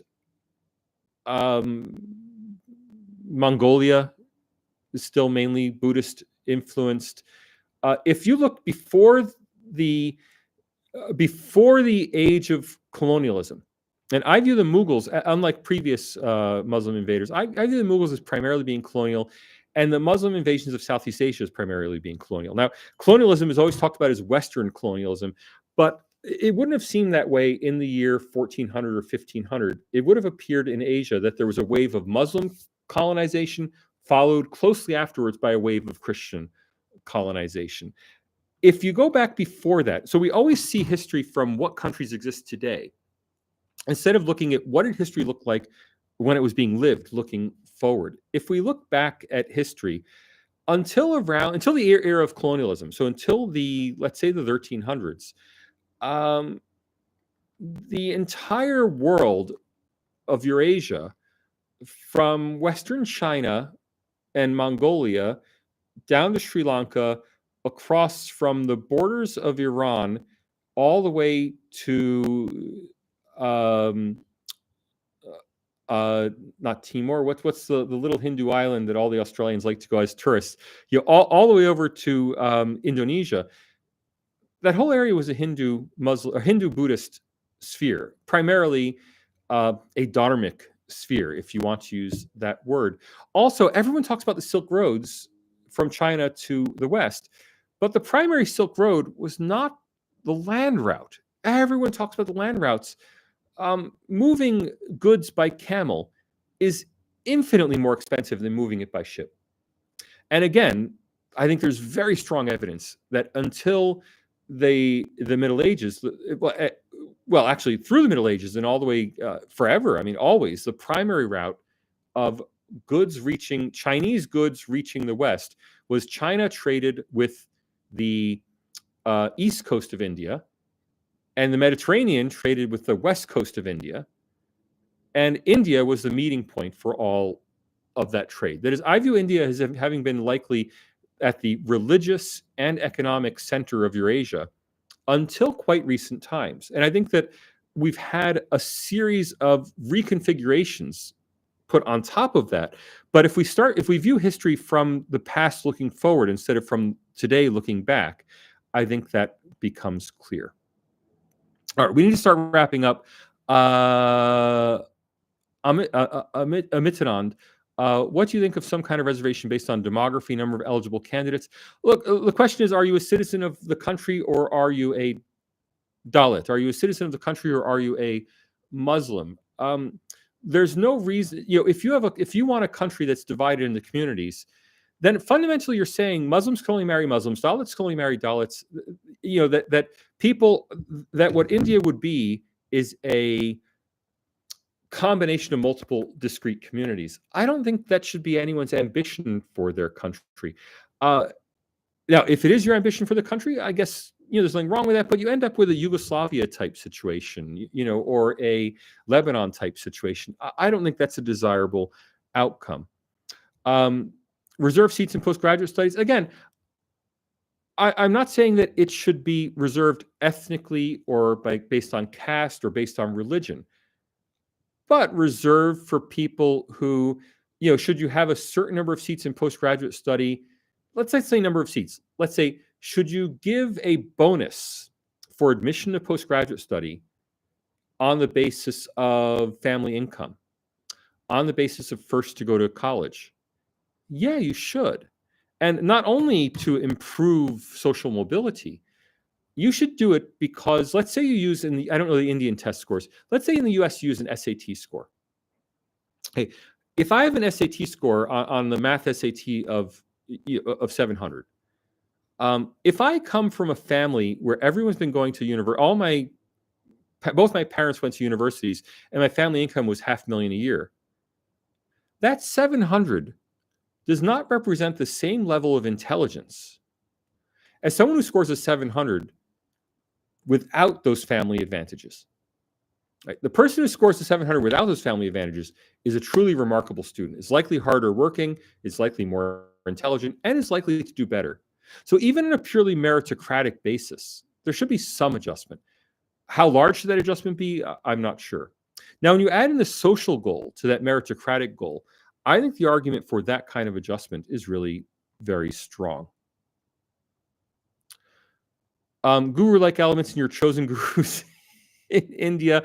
Look, when I started reading up about India and listening about India, I listened to everyone. I mean, I was all over YouTube, all over podcasts, all over books. The people I settled on, and I did settle on Shekhar Gupta as being really the person I'm most interested in learning from. It was because I read their stuff, I listened to their stuff, and I found them most convincing, most objective, most reasonable. You may disagree with me on that, but that's where I got. And it's not only Shekhar Gupta. for example, sorry, I can't believe I'm blanking on names. Um, so, for example, Pavan Varma, I found a very convincing and reliable guide to Indian history and Hindu civilization. Or, for that matter, when it comes to Hindu philosophy, Radhakrishnan. I read his stuff. Or when it comes to earlier materials, Sri Aurobindo, very convincing author.